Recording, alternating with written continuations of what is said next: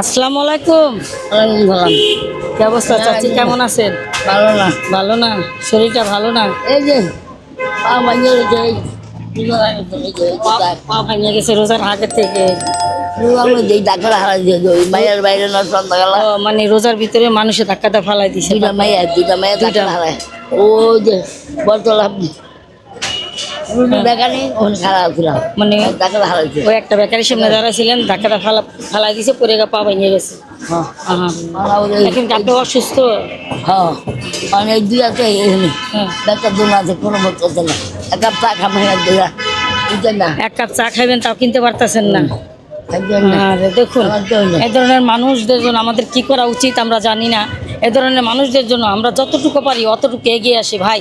যদি প্রত্যেক ঘরে থেকে আমার মতো মানবতার প্রতি একজন করে এগিয়ে আসেন, অন্ততপক্ষে তার একবেলা ডাইল ভাত হলেও খেয়ে ভালো থাকবে, বা একদিনের উপার্জনের টাকাও যদি তাদেরকে দিতে পারেন তাহলে তারা ভালো থাকবে। দেখুন, উনি অনেক অসুস্থ, এক কাপ চা খাবে, একটা রুটি খাবে, তাও খেতে পারতেছি না টাকার জন্য। ওলা নাই, মায়ের নাই, হয় নাই। ওনার ছেলে মেয়ে নাকি কেউই নেই, তারপর উনি রাস্তায় নামছে পেটের তাগিদে। তো এই ধরনের মানুষের পাশে আসুন, আমরা সবাই মিলে এগিয়ে আসি, এবং সবাই যদি এগিয়ে আসি তাহলে এই ধরনের মানুষ একটু ভালো থাকতে পারবে। এ ধরনের বাপ মাদের অন্ততপক্ষে এক বেলা খাবারের টাকা হলো সবাই দিবেন, যাতে ওনারা ভালো থাকে। চাচি শুনেন, কিছু খাইবেন? কিছু খাইবেন? কিনে দেবো, আমি কিনে দেবো, কিছু খাবেন? হ্যাঁ,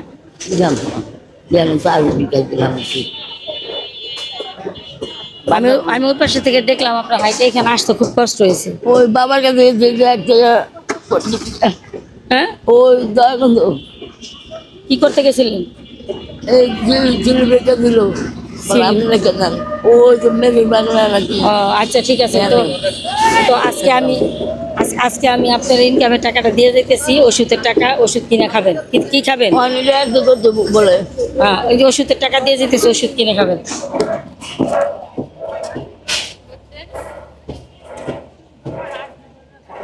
মাঝে মাঝে এই যে মাঝে মাঝে না, এই বোনার মোর বাচ্চা আসলাম, এই বোনার মোর বাচ্চা হুম, এবার ধর নেন, ওই টাকা দিয়ে আপনি আজকে ওষুধ কিনে খাবেন আর খাবার কিনে খাবেন। হ্যাঁ, তো ভালো থাকবেন চাচি। আসসালামু আলাইকুম। হ্যাঁ, ওয়ালাইকুম সালাম। ভালো থাকেন। মা